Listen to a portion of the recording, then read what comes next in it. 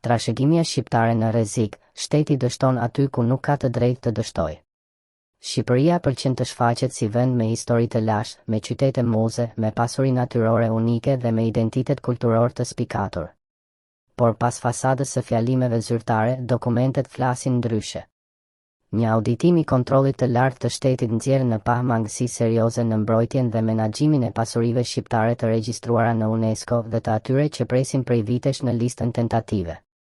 Në të njëjtën kohë, vetë UNESCO ka përsëritur kërkesa dhe shqetësime konkrete për mënyrën si po trajtohen disa nga sitet më të rëndësishme të vendit.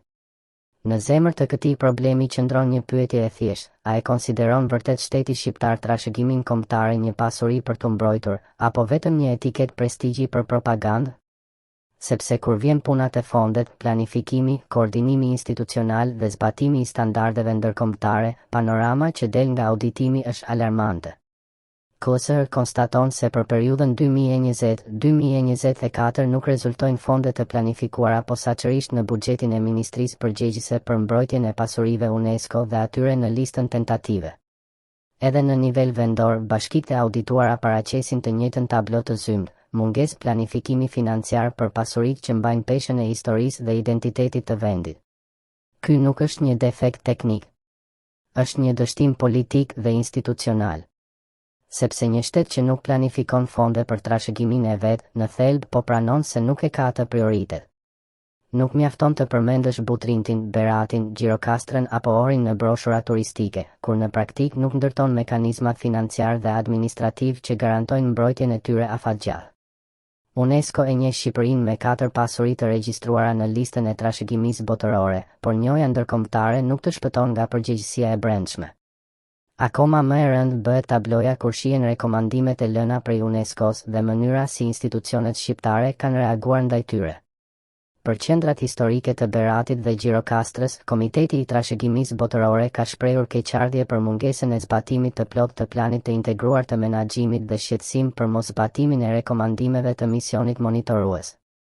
Po ashtu, ka kërkuar vlerësime të plota dhe të pavarura të ndikimit në trashëgimi për bypasin e Gjirokastrës dhe për zhvillime të tjera infrastrukturore që mund të prekin vlerat e sitit. Kjo është pikërisht pika ku propaganda rrëzohet. Sepse kur UNESCO kërkon Heritage Impact Assessment dhe shteti nuk e kthen këtë në refleks ligjor e institucional, problemi nuk është më vetëm një projekt I diskutueshëm.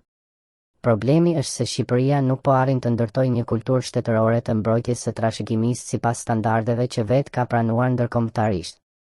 Auditimi I KSH e thot qartë se kuadri ligjor vendas nuk e ka të qartësuar si detyrim të posaçëm kërkesën që projekte të tilla të kalojnë detyrimisht në përvlerësimin e ndikimit në trashëgimi, edhe pse kjo kërkohet nga udhëzimet dhe praktika e UNESCO-s. Në rajonin e Ohrit, sinjalet janë po aq shqetësuese. KSR evidenton se rekomandimet e Komitetit të UNESCO-s janë shpërfillur në vijimësi, ndërsa projekte me ndikim mbi zonën kanë avancuar pavarësisht rezervave të ngritura.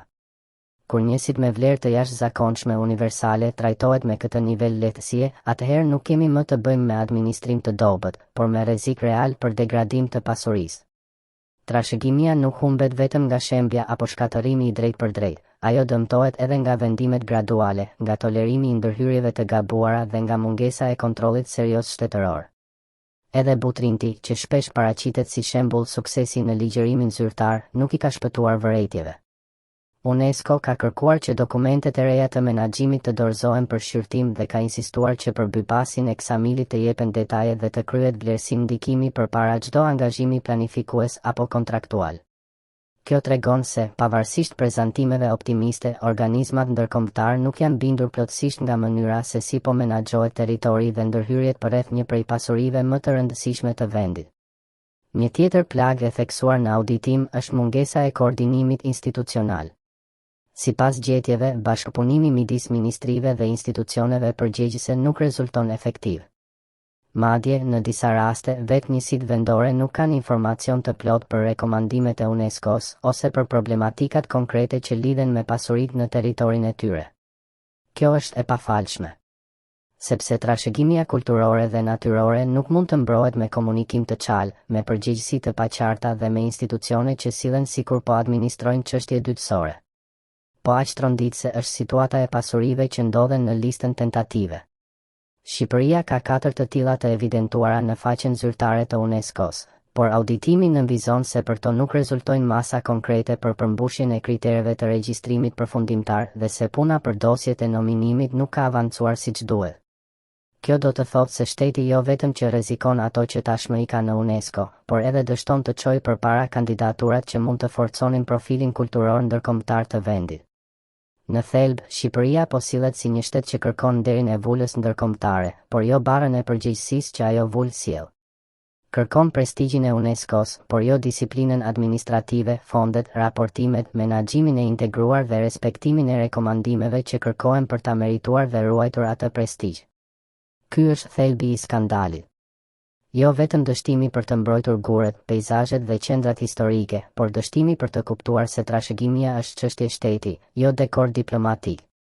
Kur qeveria dështon me fondet, kur institucionet dështojnë me koordinimin, kur rekomandimet e UNESCO-s trajtohen si letërsi burokratike dhe jo si detyrime serioze, atëherë trashëgimia shqiptare futet realisht në rrezik.